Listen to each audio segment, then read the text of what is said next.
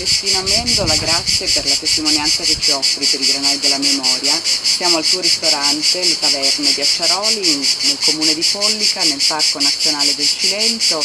Il mare sfolgora all'orizzonte e le cicale ci attorniano, ci accerchiano con il loro canto.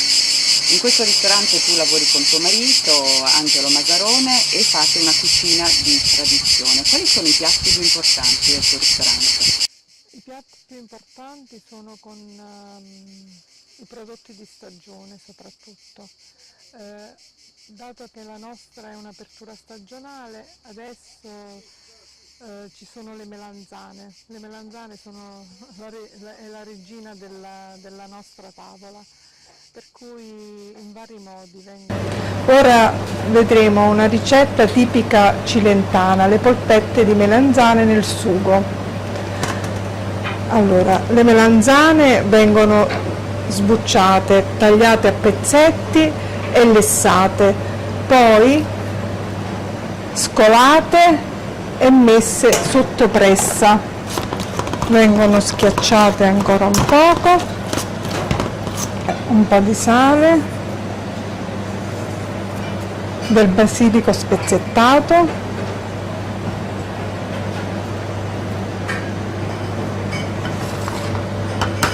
uovo, 2 uova per questo impasto,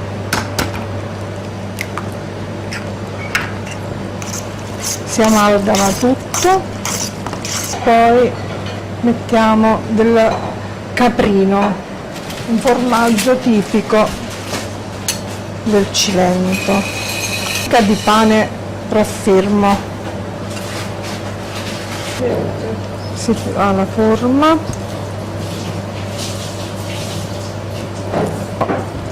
fritte nell'olio d'oliva,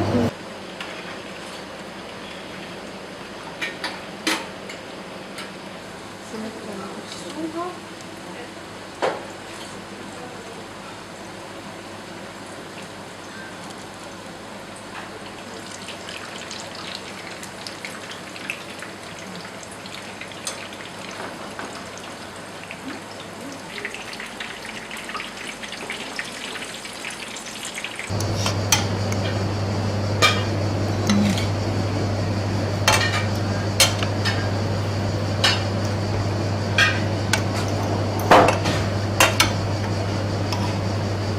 ecco qua, e poi con delle fettine di pane e il piatto è pronto. Polpette di melanzane col sugo, melanzane arrostite, melanzane a funghetto. La tua è una cucina dell'orto con tantissime verdure di stagione. Abbiamo detto melanzane, in questo momento anche delle zucchine, dei fiori di zucca. Quello che è impressionante è la varietà di modi di cucinare le verdure. Da che cosa viene questa fantasia nella tua cucina? La polpetta, la parmigiana di melanzana, però il fiore di zucca per esempio è stato una mia creatura, ecco. Come lo fai il fiore di zucca? Lo faccio farcito con ricotta, gamberetti e basilico, uovo, formaggio, e lo imbottisco e poi si mette al forno. Quindi leggerissimo. Sì, e poi dopo viene accompagnato da melanzane a funghetto. E c'è un contrasto di dolce e di amaro delle melanzane. Delle melanzane, del fiore che è la ricotta. Se io ti dico il piatto della memoria, a te cosa viene in mente? Viene in mente mia nonna, che quando eravamo piccoli noi eravamo tutti da lei e ci riunivamo tutti là, infatti era la grande famiglia, il tavolo dei grandi e il tavolo dei piccoli, e lei faceva queste polpette di melanzane, ma non erano le solite polpette, erano delle polpette grosse, e lei, ricordo la sua manualità, queste mani, infatti ho ricordo delle mani di mia nonna che come le prendeva piano piano, quasi che le coccolava, insomma stava attenta a non romperle. E poi questo suo lavarsi le mani continuamente per stringerle, per avvolgerle, e poi le metteva in questa pentola, in questo tegame pieno di sugo. Le faceva cuocere un pochino e poi ce le serviva con allora, 2 polpette perché erano grosse, il sugo e il pane casereccio. E voi facevate la scarpetta, ovviamente. Era la cosa più che aspettavamo dopo, proprio per finire. Tu dicevi della bellezza delle mani di tua nonna. In cucina siete tutte donne. C'è qualcosa di diverso nelle mani delle donne?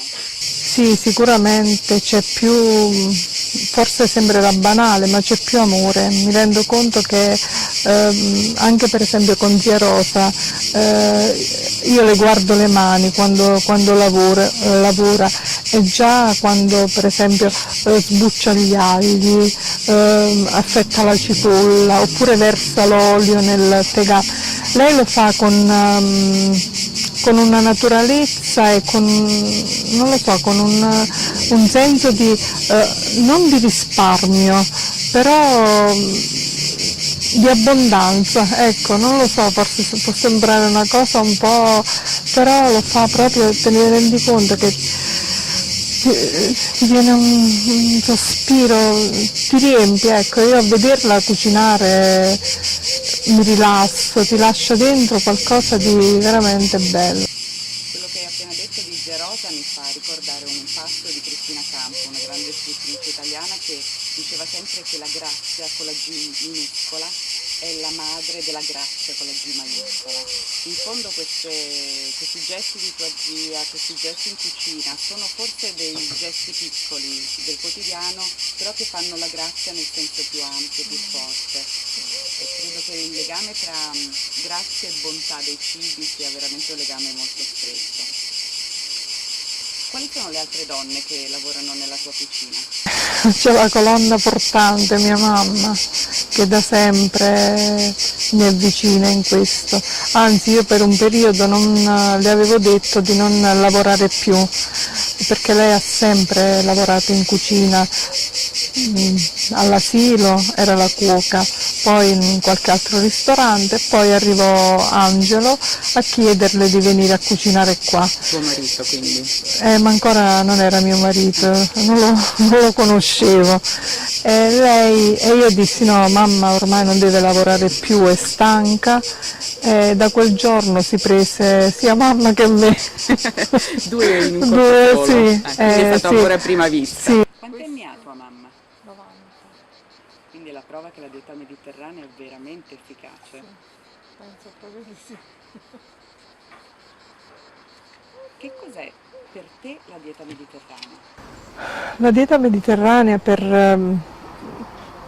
me, per noi cilentani, è qualcosa che è nata insieme a noi, per cui è un modo di vivere ormai. Noi non ci rendiamo conto della moda oppure del sentir dire, parlare della dieta mediterranea come questa grande scoperta tra virgolette. Per noi è il nostro quotidiano. Siamo stati abituati a mangiare da piccoli già sano, non abbiamo avuto mai zuppette, sofficini o le famose no, insalate nelle buste. Assolutamente. Per cui è talmente naturale continuare questo modo di mangiare e cucinare soprattutto. Quindi in fondo per tutto il mondo la dieta mediterranea è una scoperta quasi di questi ultimi anni, anche da quando l'UNESCO nel 2010 l'ha dichiarata patrimonio dell'umanità, mentre per voi è la normalità.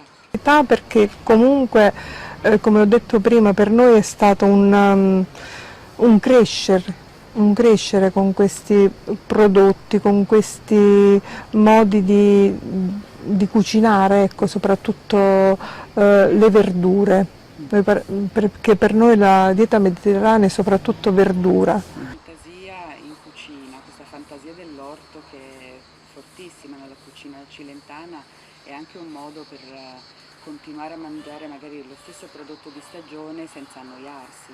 Certamente. Tu hai insegnato per moltissimi anni nella scuola materna. Sì. Secondo te si può insegnare la dieta mediterranea ai bambini? Sì, sicuramente sì, ma noi nel nostro paese comunque con Pollica, io ho insegnato anche qua, Angelo, il nostro sindaco, volle far il menù, insomma, doveva essere dieta mediterranea, sì. Angelo Vassallo, che tu hai appena evocato, è stato un grande sindaco di Pollica e purtroppo dal 2010 non c'è più. Lui non ha avuto modo di vedere che la dieta mediterranea è diventata patrimonio UNESCO, però in realtà lui è stato un grande artefice di questa promozione del regime alimentare, tra virgolette, mediterraneo. Che cosa ti diceva della dieta mediterranea, Angelo? Voi eravate stretti amici, affezionati l'uno all'altro? Lui spesso quando arrivava sopra il ristorante, allora si fermava vicino alla porta e diceva: sono qua, datemi quello che sapete. Allora lui amava molto il cavatiello col sugo. Col pomodoro? Col pomodoro, il pomodoro fresco, e senza formaggio. Se a volte il caprino, parmigiano no, ecco, era proprio... Basilico? Il basilico è fondamentale, sì, quello sì. E lui diceva sempre: vi prego, non stravolgete la nostra cucina, continuate con quello che abbiamo. E si batteva molto per l'olio, lui diceva sempre: l'olio d'oliva, il nostro olio, non usate le misture, perché c'è stato un periodo che si diceva per alleggerire l'olio, allora si faceva un po' di semi, un po' di... dice: non fate misture, vi prego, continuate così perché è la strada giusta. Quindi in fondo Angelo Vassallo portava avanti il discorso che ha fatto Ansel Keys, il fisiologo americano che ha inventato l'etichetta dieta mediterranea e che ha avuto questa idea proprio vivendo qui a Pollica, è vissuto qui più di 30 anni con la moglie Margaret Honey. Lui è arrivato a 101 anni, la moglie a 97 e quindi Angelo Vassallo in qualche modo cercava di portare avanti il testimone di questo grande sapere antico, tradizionale che la scienza aveva ben compreso fin dagli anni 50. E tu in qualche modo hai portato avanti e continui a portare avanti nella tua cucina questo testimone nella pratica, nel modo di fare. In qualche modo Angelo aveva sempre questa capacità di vedere avanti. Sì. Immaginava il futuro attraverso la dieta mediterranea, come se la dieta mediterranea fosse il linguaggio di questo luogo che tutti voi sapete parlare alla perfezione, a volte persino inconsapevolmente, però attraverso questo linguaggio voi ci raccontate un modo di vivere. Grazie Ernestina. Con un piatto in modo che fuori